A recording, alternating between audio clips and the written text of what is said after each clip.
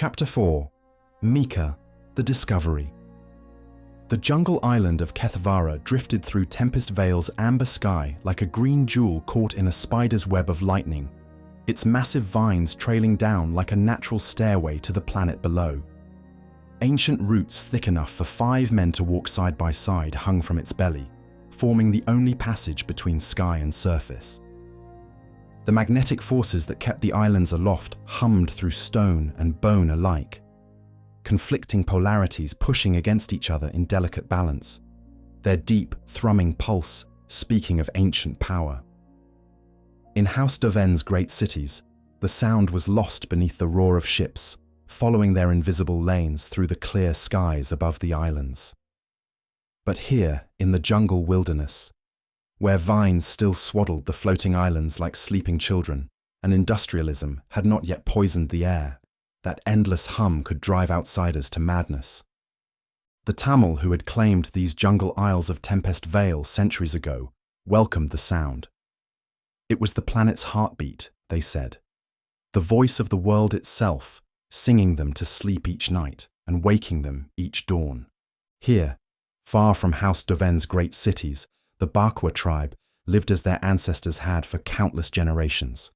They carved their homes from the living wood of the great trees, built their bridges from woven vines, and hunted the stormfish that swam in the electrically charged pools and lagoons scattered across the island. The electromagnetic fields grew stronger the lower the islands floated, closer to their opposing source in the planet's core, disrupting most technology in the deeper reaches. Most tribes chose mid to lower sky islands to inhabit, limiting their use of and exposure to technology by both choice and the laws of nature. Mika moved through this world as her ancestors had taught, respecting both the old traditions and the natural forces that ruled their lives. As comfortable hunting in the jungle with spear and bow as she was piloting a speeder when traveling to the larger cities, she embodied the balance her people had mastered between old ways and necessity. The young hunter flowed like a Twi'lek dancer gracefully across the jungle floor, moving from stone to large roots that lay atop the ground like giant serpents. Her steps were quick and light, as if she was following a well-worn path visible only to her eyes. "Slow down, Mika. This isn't warrior training," Kayama called, breathing hard as she navigated the treacherous root system. "Everything is training to Mika," Senna, the third in their hunting party, replied, leaping gracefully from stone to root with the ease of someone having done this since early childhood. "The Tordai will come soon to our tribe for the trials of sisterhood." Mika paused, ducking under a vine thick as her waist. "This time, I will be chosen." "Tell me again, tribe sister," Kayama said, concentrating harder than the others to maintain her balance on mist-drenched rocks. "Why is it so important for you to join the sisterhood?" Mika stopped abruptly, turning to face her friends. For a moment, her expression was serious, almost vulnerable. Then the mask of self-reflection lifted. "To get away from you two." She laughed, spinning and breaking into a jog. Her 2 friends did their best to maintain pace traversing the dense jungle terrain, the light filtering through the trees above, casting uneven shadows that made navigating even more challenging. "Typical," Kayama huffed, her own movements considerably less graceful as she navigated the routes. Like all of Mika's people, the 3 bore the distinctive marks of Tamil heritage: hair that burned like sunset fire, deep red with veins of burnt orange, and eyes the color of storm-touched amber. The traditional ink spirals that decorated their forearms told of their lineage, each flowing line a chronicle of the Bakwa's journey to these floating islands 3 centuries past. Among the Tamil, such marks served 3 purposes. They recorded personal achievements earned through trial and skill, preserved the ancient histories of their people's migrations and victories, or wove both together in intricate patterns that made each warrior's skin a living tapestry of individual glory and collective memory. Mika came to an abrupt stop, arms out to her sides as a warning. Senna and Kayama did their best to slow themselves to avoid colliding with their friend. The 3 friends found themselves at the edge of a root spire, where the jungle floor simply opened. Below them, a cluster of massive tree roots had woven themselves together across centuries, descending like a natural wooden spire into the amber mists that shrouded the surface far below. A system of roots that tethered the land above to the land below. The sight never failed to steal breath, this living bridge between sky and surface, older than memory and wide as the steps leading to House Doven's great halls, which Mika had visited as an aide to a Tamal representative at least once a year. "Have you ever wondered what's really down there?" Kiyama whispered, her voice barely audible above the eternal wind. "If the rumors are true." "About the night snatchers?" Senna laughed, but her voice carried an edge of unease. The old women in the tribe spoke in whispers of the grotesque things that had once climbed up from the dead earth below, using the great vine bridges that connected surface to sky. They came in the dark hours when storms raged between the islands, snatching children from their beds and dragging them back down those same verdant highways to the magnetic soil below. There, so the story goes, the children learned to dig and delve for the treasures the dead earth yielded, Beskar, Frick, and the precious Erodium. They learned to smith and shape the metals that lesser worlds could only dream of possessing. Years became generations, and generations became legend, until thousands of descendants dwelt in the caverns below, their pale eyes turned forever skyward, or so they say. When they would return, the old women never said. That they would return was certain, as the forces that separate the land above from the land below. It may have been told to keep rambunctious children in line, but most knew there was some truth to the old tales. "There are miners," Mika said, her tone pragmatic in the way that cut through childhood fears like a blade through silk. "I've seen their ships rising from the clouds, holds heavy with ore. How else do you think House Doven's great cities became so wealthy? As for the shadow snatchers, the children of the mines..." She let the silence stretch, heavy with implication. "Would you ever go down there?" Kayama asked, the question hanging in the charged air like the scent of lightning. "To the surface." Senna's grin was sharp as a hunting blade. "Is that a dare?" she said, scampering down several meters onto the root bridge itself. A sudden gust from the perpetual storms caught them unaware, setting the great root bridge swaying with a groan that seemed to echo up from the planet's bones. Mika gripped a nearby vine for balance, her storm-touched amber eyes never leaving the abyss. Senna, standing on the moist surface of the ancient roots, felt her feet slide beneath her. The moss-slick bark refused to hold her, and she tumbled backward toward the open sky with a strangled cry. "Senna!" Kayama screamed, her voice cracking with terror as she watched her friend fall toward certain death. Mika's hand shot out instinctively, reaching with her Manu as much as her physical body. The familiar currents responded to her desperate need, catching Senna in the charged air and guiding her back toward the root bridge with steady control. Senna gasped as she found herself floating for a heartbeat before settling gently back onto the moss-covered surface. She gripped the bark with both hands, her face pale but grateful. "Thank the ancestors," Kiyama breathed, her whole body shaking. "Your Manu, it's stronger," she said, surprise coloring her voice. Mika nodded to her friend, but her expression had the look of someone whose carefully guarded secret had just been laid bare. The three friends stood catching their breath, the weight of how close they'd come to losing Senna settling over them, like the perpetual storm clouds that shrouded the ground below.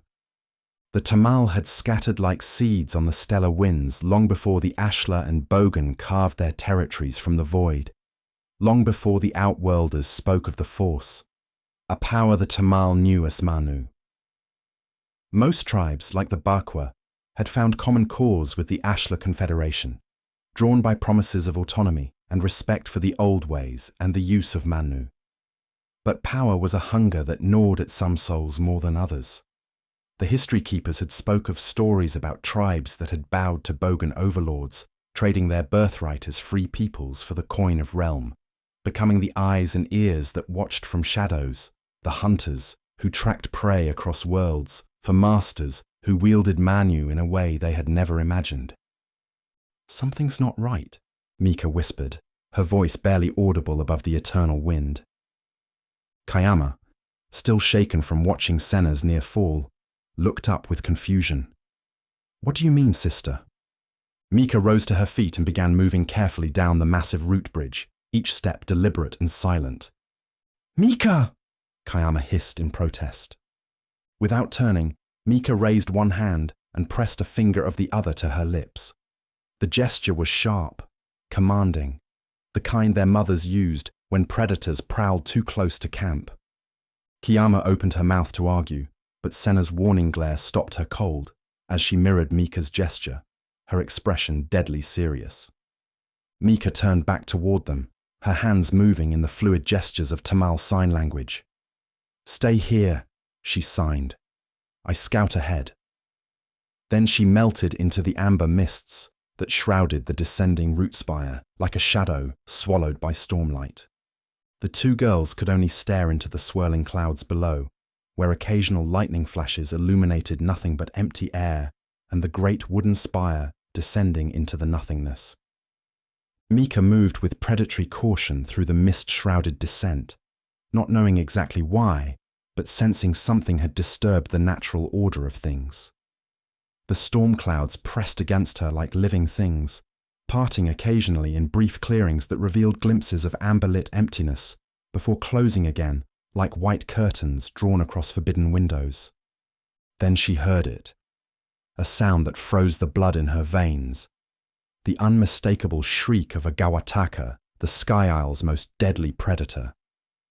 Cat-like, but scaled as a dragon, with claws and fangs that could shred steel, the beasts were massive enough that a grown man could ride an oarback beneath their bellies, without touching hide.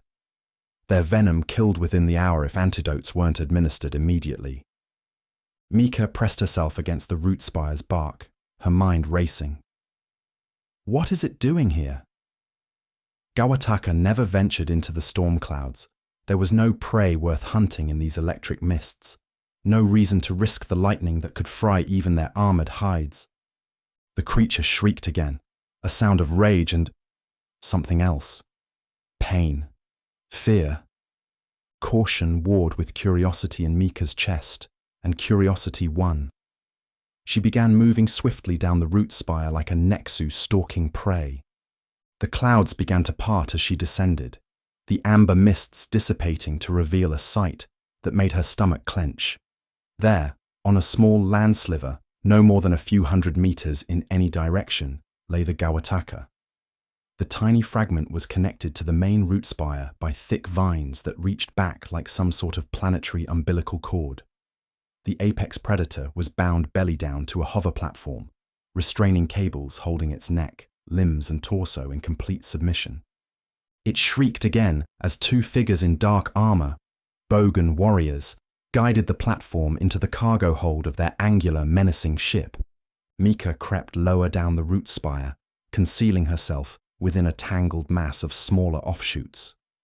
Close enough now to make out the sigils emblazoned on the shoulder guards of the two dark warriors.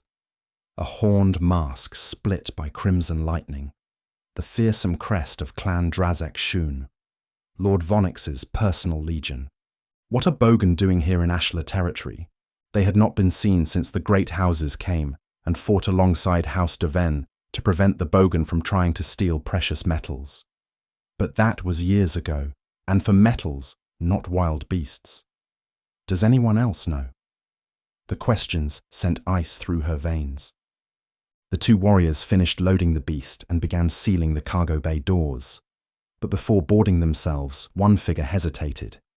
He stepped from the shadow of their ship and took several deliberate paces in Mika's direction, his helmeted head turning like a predator, scenting prey. Mika's breath caught in her throat.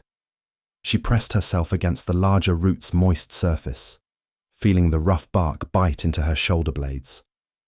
They can sense me. The realization hit her like a physical blow. Just as she could feel their dark presence pressing against her consciousness, they could sense her Manu in return. With the awareness of a warrior in training, Mika forced herself into the meditative state that had once taken her hours to achieve. Deep breath, calm mind, steady heart, neutral emotions. What had been a struggle just a year ago now came within heartbeats, her Manu signature fading into the natural energies of the living root bridge. When she dared to peer around the ancient bark, the Bogan warrior had abandoned his forced search and was returning to his ship with visible frustration. The Bogan disappeared into his ship, and soon the vessel's engines screamed to life, lifting the angular craft through the amber mists and crackling lightning until it vanished into the storm-charged sky. Only then did Mika allow herself to breathe again. She had witnessed something that changed everything. Now she had to get word to someone who would understand what it meant, before it was too late. Senna and Kayama startled when Mika materialized from the amber mists, like a ghost returning from the dead. "We heard the Gawataka," Senna began, her voice tight with worry. "We thought maybe—" "I'm fine," Mika cut her off, brushing past her friends with urgent steps. "What happened?" Kayama asked, struggling to match Mika's hurried pace as they climbed back toward the main island. Mika whipped around, her storm-touched eyes blazing with a fury her friends had never seen before. "Bogan!" She stood motionless for a heartbeat, as if the full weight of what she'd witnessed was only now sinking in. The Bogan. They captured the Gawataka, caged it like some common beast. "Why?" Senna whispered. "I don't know." Mika's voice carried the quiet intensity of gathering thunder. "But I have to tell someone off-world." The Barkwa never dove into battle blindly. They weren't the war-hungry, bloodthirsty type who knelt to Bogan overlords. The tribal elders would meet in council, debating as fiercely against drawing their people into conflict as they would for joining a necessary fight. It wasn't fear that stayed their hand. Fear was no weakness of the Tamil. But with tribes numbering only in the hundreds, casualties in war could mean an entire generation raised without parents. Practicality demanded caution. So she needed someone off-world, someone who would grasp the terrible significance of what she'd seen and think beyond the mere survival of one tribe. "I need to contact my cousin," Mika said after a long moment of thought. "But he's—" Kayama stammered. "I don't care if he rides the sky with pirates." Mika's voice carried the weight of absolute conviction, ignoring the fact that the Tamil did not respect pirates, whom they saw as thieves without honor. "I trust him with my life." She looked back toward the mist-shrouded depths where the Bogan ship had vanished, her jaw set with grim determination. Whatever dark purpose drove their enemies to capture the apex predators of Tempest Vale, it would not remain hidden. The storms were coming, and the Tamil would be ready.